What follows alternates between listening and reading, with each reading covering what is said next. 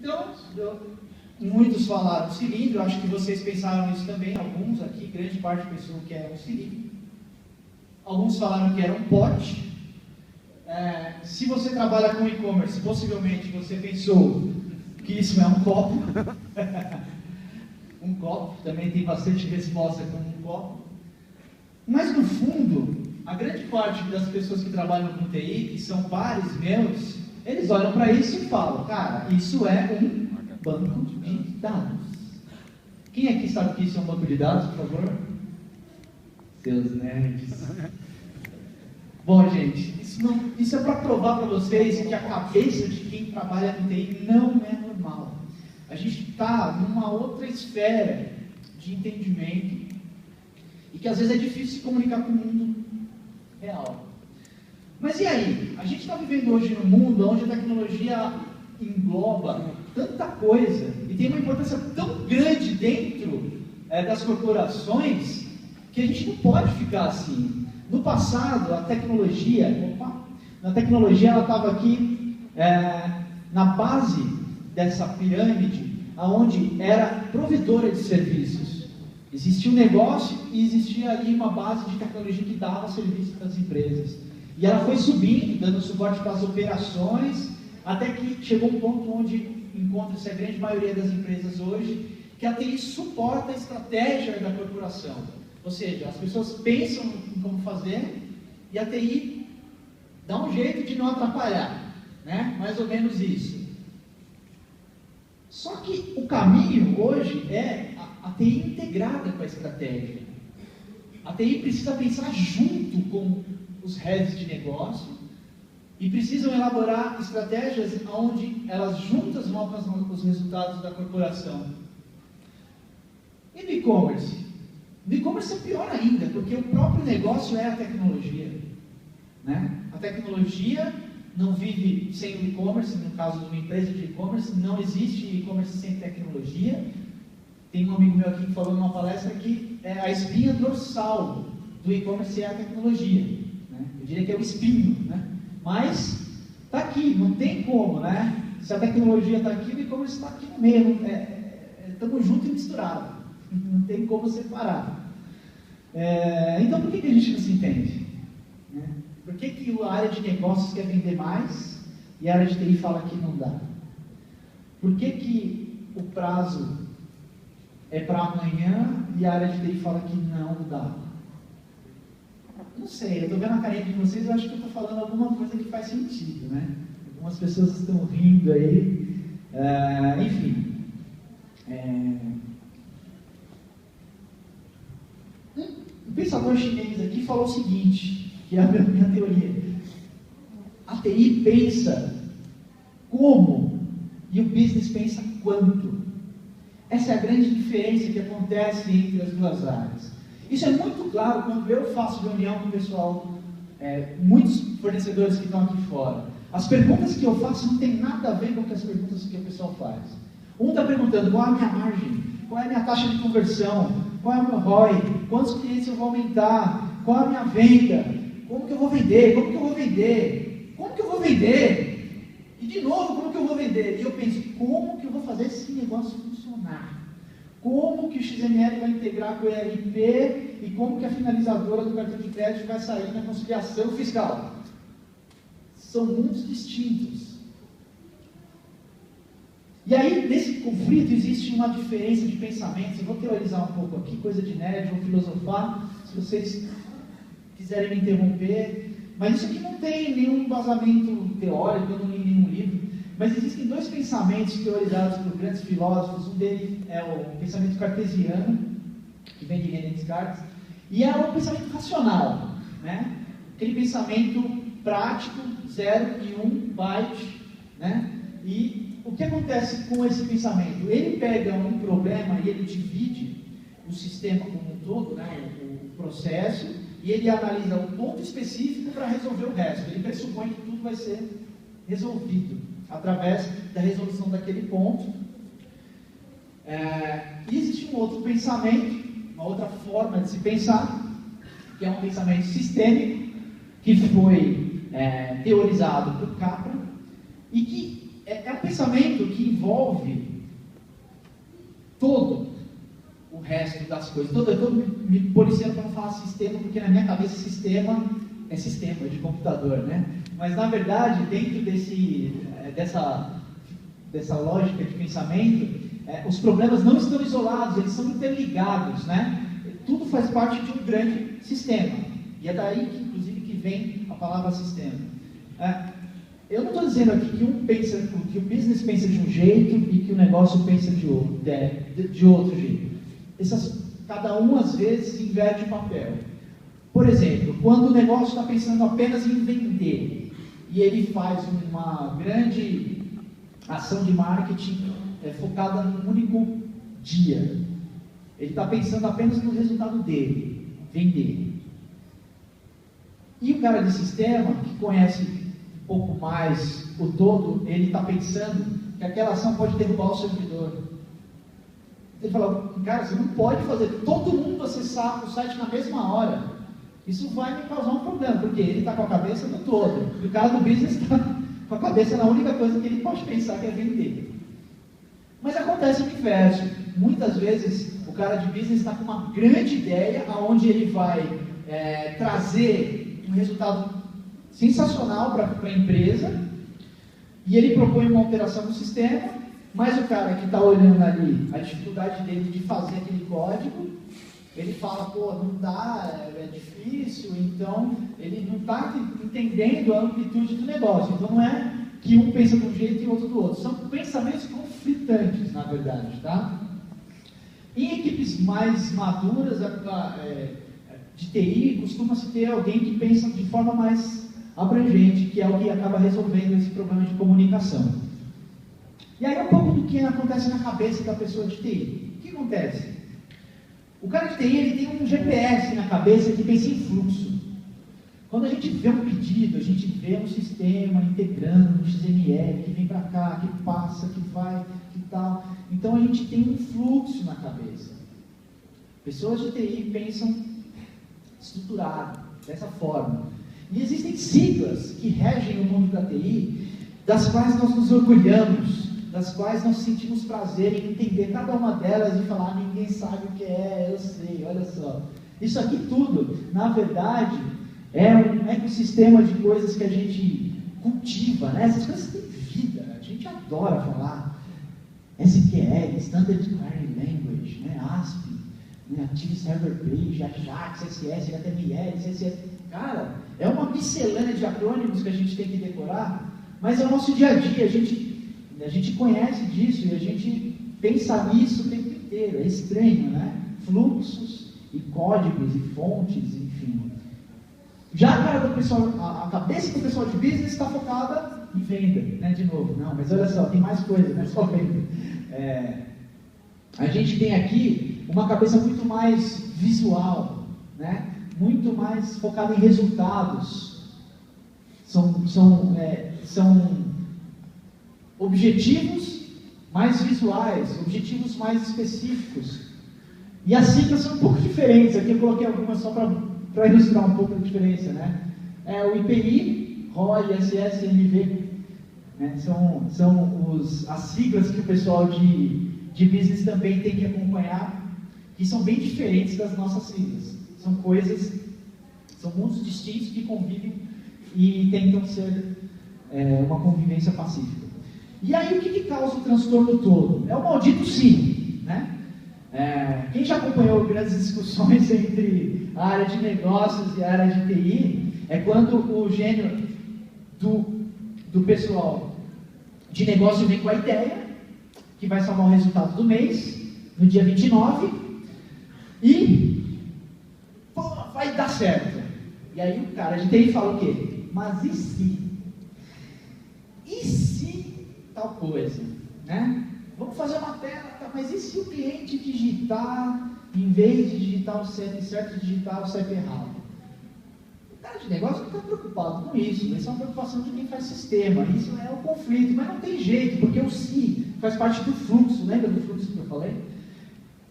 E o se, o if, ele rege qualquer programa de computador, não tem como você pensar num fluxo se não tiver o caminho feliz e o caminho infeliz. E esse é o grande conflito entre as áreas no momento em que a área de TI tenta prever as situações, né?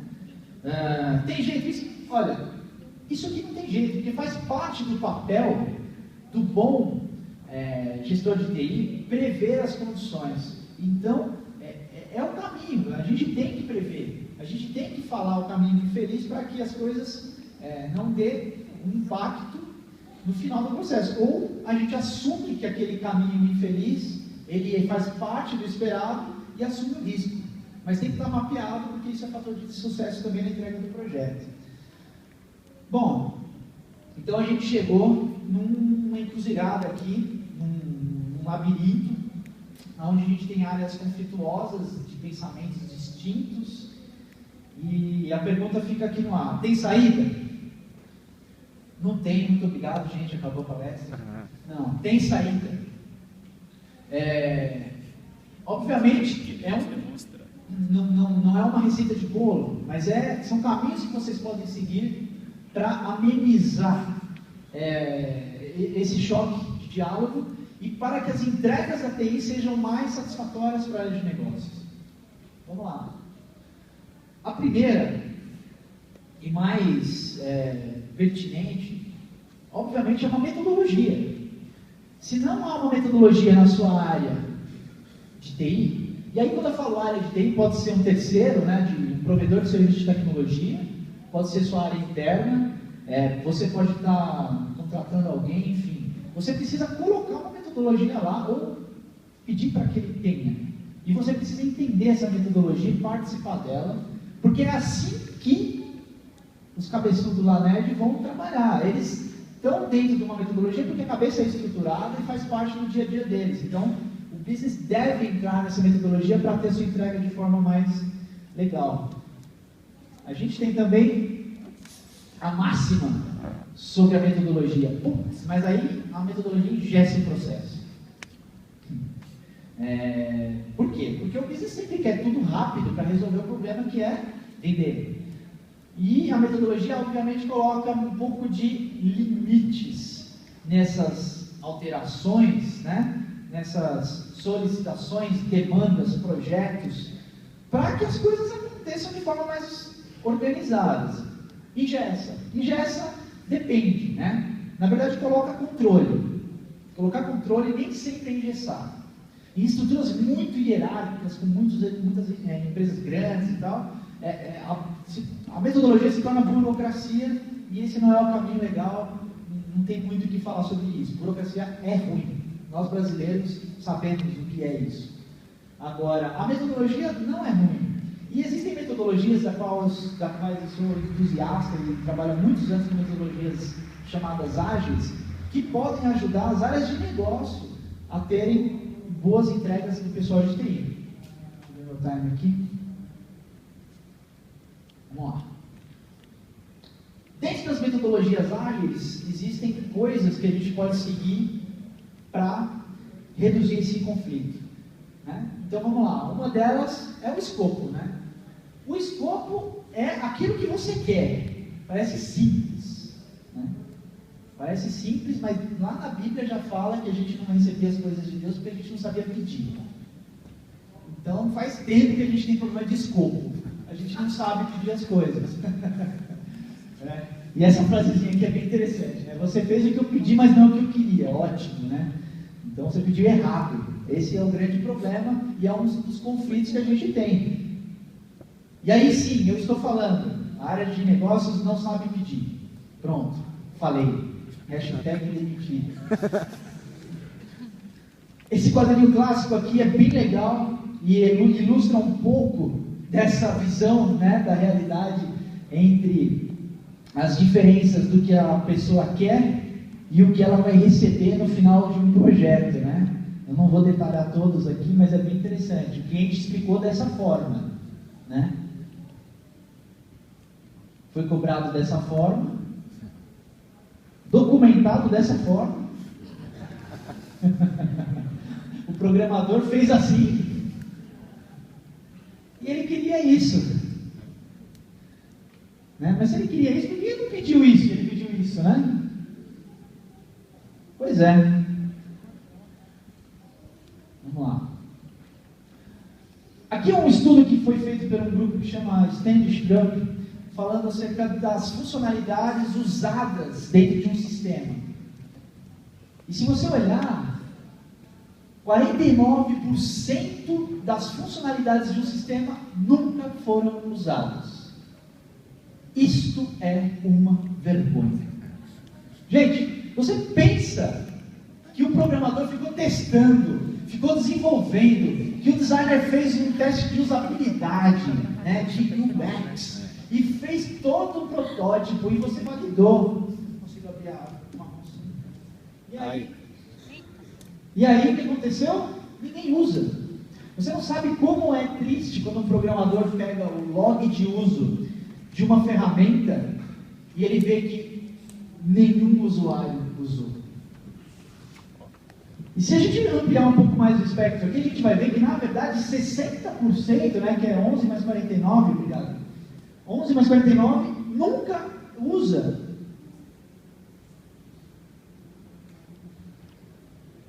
Ou seja, pega o prazo de desenvolvimento de tudo aquilo que você quer que seja feito e reduz 70%, e você vai ter entrega daquilo que você usa. 70% para ser conservador, né? Porque na verdade só se usa mesmo 140, 14%. Isso é um problema de escopo. Ou você está pedindo além do que você precisa, ou você está pedindo errado, né?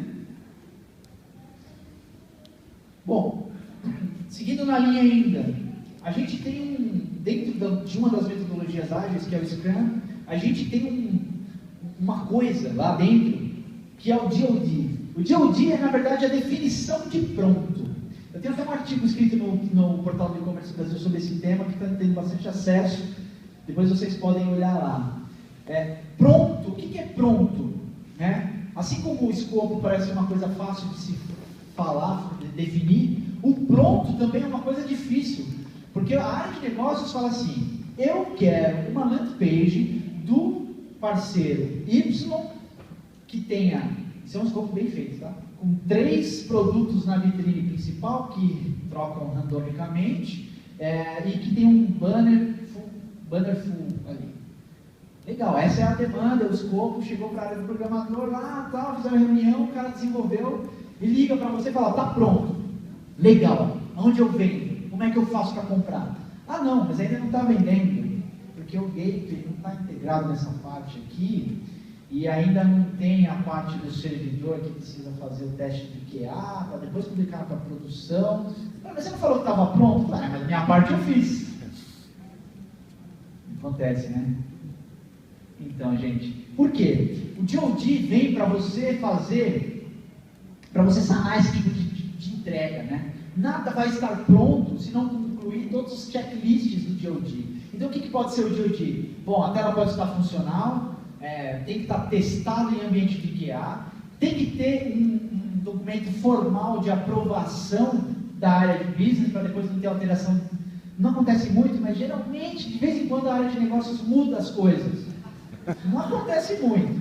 Mas quando a área de negócios assina que aquele está pronto, cara, legal, a gente pode pôr em produção e boa. E aí, vendendo, é o último checklist. Em equipes maduras de gestão ágil, uma tarefa só é dada como concluída quando todos os checks do DoD são concluídos. Ou seja, ninguém vai chegar para a área de negócio e falar que está pronto se não estiver vendendo, que é o objetivo final de uma tarefa. O DoD resolve bastante problema de conflito entre as áreas. Outra coisa bacana, checkpoints, né? Existem demandas que a gente considera coisas mais rápidas, existem projetos que estão ali dentro de uma entrega um pouco maior, mas nos dois casos a gente consegue definir entregas curtas. Essas entregas curtas podem não ser funcionais, ou seja, sabe aquela coisa do designer fazer o mockup e dá para você aprovar? Aquele mockup não funciona ainda, mas você já aprovou, foi uma entrega curta, inteligente. Segundo passo, o programador programa HTML, entrega curta, você dá uma aprovação. Terceiro passo, vamos fazer o formulário funcionar. Não precisa ter a validação de todos os campos. Nessa hora, a gente negócio já vai pegar, putz, esqueci de colocar tal coisa aqui. Legal, ainda dá tempo, vamos voltar, refaz e refaz, até que chega a entrega final. No modelo ágil, isso resolve um grande problema, que é a surpresa no final do projeto. Quando chega lá no dia da entrega, você senta na frente da televisão, põe o controle remoto e não tem nada para assistir, porque não está pronto o projeto. É isso aqui, né? O modelo em cascata é aquele modelo onde a gente desenvolve um set de documentos enormes, de especificação, detalha tudo, processo, fluxo, linguagem, tudo, e sai para desenvolver, e vai, chega no dia da entrega e fala, olha, está atrasado. Uau! Você podia ter me avisado isso 4 semanas atrás, que eu alinhava as expectativas com a diretoria, né? E é isso que a gente tenta fazer com essas entregas curtas. Claro, pode ter um atraso, pode ter um atraso, mas esse atraso já vai ser percebido quando o primeiro checkpoint não for atendido. E aí você já pode renegociar prazo, você já pode tirar coisa do escopo, você pode reduzir as suas funcionalidades, já que você não vai usar 70% delas mesmo, e aí você, né, não tem uma entrega fora do prazo. Ou você avisa todo mundo, olha, vai atrasar. Legal.